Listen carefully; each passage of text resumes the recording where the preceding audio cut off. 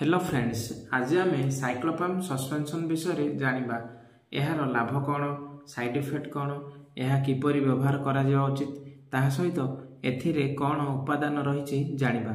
Cyclopam suspension होउचे एक औषध जहाँ पिलामानंक पेटर जेकोसी समस्या जेपरिक पेट काटिबा, पेट फुलाइबा, पेटर गैस हेबा, एहिभଳି पेटर अन्यान्य समस्या को दूर करिबा पई एहाकू व्यवहार करा जाय थाए।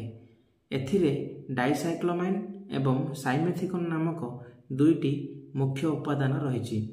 एथिरे थिबा डाइसाइक्लोमाइन हेउचे एक एंटीस्पाज्मोटिक एजेंट जहाँ मस्तिष्क रे रासायनिक पदार्थ को अवरोध करी मांसपेशीर जंत्रणा को दूर करिथाए एवं साइमेथिकोन नामक उत्पादन हेउचे एक एंटीफोएमिक एजेंट जहाँ पेटर समस्या जेपरिक पेट फुलाइबा, पेटर गैस हेबा, पेट जलापड़ा भली समस्या को दूर करिबारे सहायता करिथाए।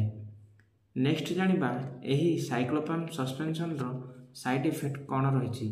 एहाकू व्यवहार करिबा परे किछि किछि पिलांकू साइड इफेक्ट देखा देई थाए, जेपरिक बांती लागिबा, पाटी सुखी जिबा, मुंड बुलाइबा, निद लागिबा, एहीपरि किछि लक्षण देखा देई जाए। जदि अधिक किछि समस्या होइथाए तेबे आपण तुरंत डाक्तरंक सहित परामर्श करंतु। नेक्स्ट जानिबा एही साइक्लोपाम सस्पेंशन को किपरि व्यवहार करा जिबा उचित। साधारणतः एही सस्पेंशन को खाद्य पूर्वरु किंबा खाद्य परे पिलार बयस एवं ओजन अनुसार व्यवहार करा जाय थाए। एहीपरि किछि सूचना जानिबाको हेले चैनल को लाइक, शेयर एंड सब्सक्राइब करंतु। धन्यवाद।